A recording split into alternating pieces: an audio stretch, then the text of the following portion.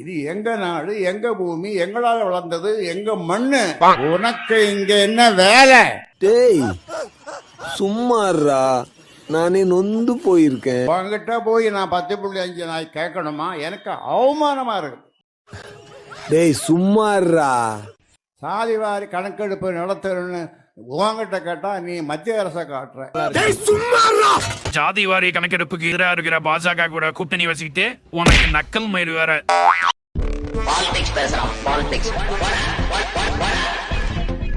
உங்க அப்பாவும் விட்டு சொத்தியா நாங்க கேட்கறோம்?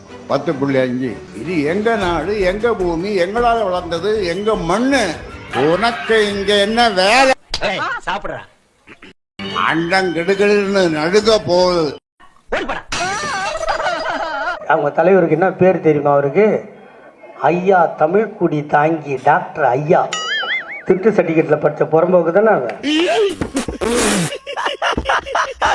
இவ்வளவு டீப்பா போறாங்க. ஐயோ ஏண்டா உன் படிப்பே ஒழுக்கம் இல்ல, இவரு தமிழ்குடி தாங்கி மயிரை புடிங்கி நட்டு நிக்க வச்ச.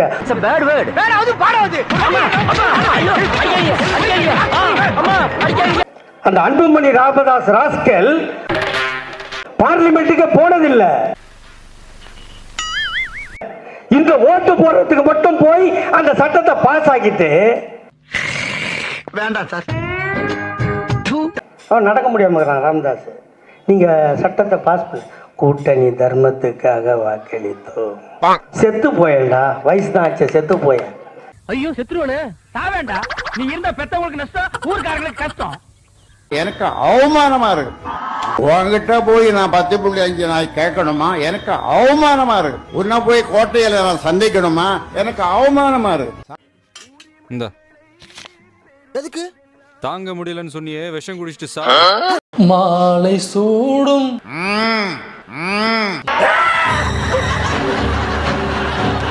மஞ்சம் தேடும். என்னடா கரடி கக்கூஸ் போன மாதிரி ஒரு சவுண்ட் ஆய் வருதுண்ணே.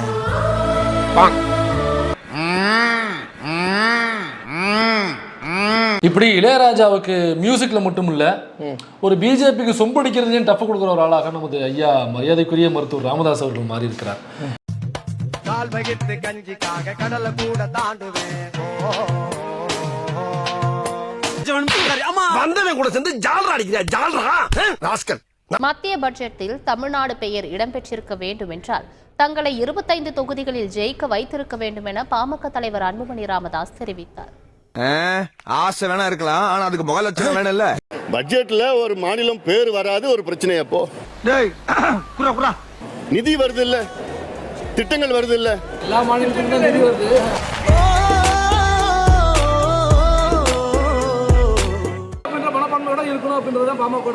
எவ்வளவு கொடுத்தான் தெரியுமா உனக்கு? அவன் இவன் என்ற எகத்தாளம் வேண்டாம். ஆந்திராவிட தமிழ்நாடு அதிக நிதி வந்திருக்கு தெரியுமா? அது வர நான் சொல்றேன், என்னால சொல்றேன். நான் அவன் ஒரு மென்டல் ஆயிட்டாங்க. எந்த மீடியா நீங்க? இல்ல எந்த மீடியான்னு கேக்குறேன்.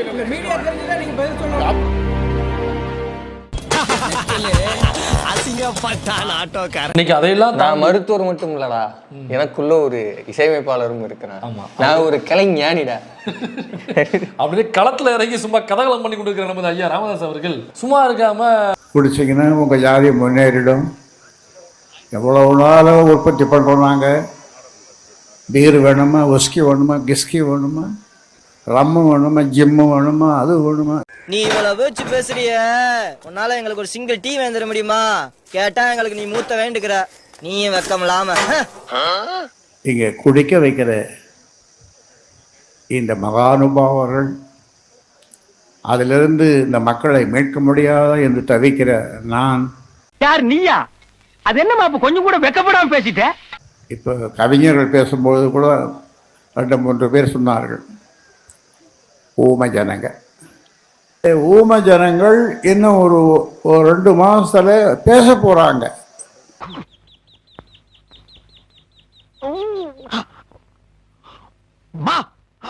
ஊமை ஜனங்கள் பேச போறாங்க. எப்படி பேசுவாங்கன்னா,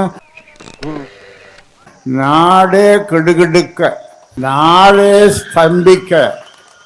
மொட்டத்தால ஒரு பைத்தியக்காரனாய் ஊமை ஜனங்களா இருந்தவங்களுக்கு இவ்வளவு தைரியம் துணிச்சல் எப்படி வந்ததுன்னு மற்றவங்க பேச, ஆட்சியில் இருக்கிறவர்களுடைய அவர்களுடைய இது சாய குடை சாய ஏன்டா சாயிர? டேய், ஏன் சாயிர? அறிவில்லையாடா உனக்கு? 3 நேரம் கொட்டை இல்ல. சொல்றத கவனமா கேளுடா. கோலோச்சுவது போதுமடா சாமி என்று விட்டு ஓட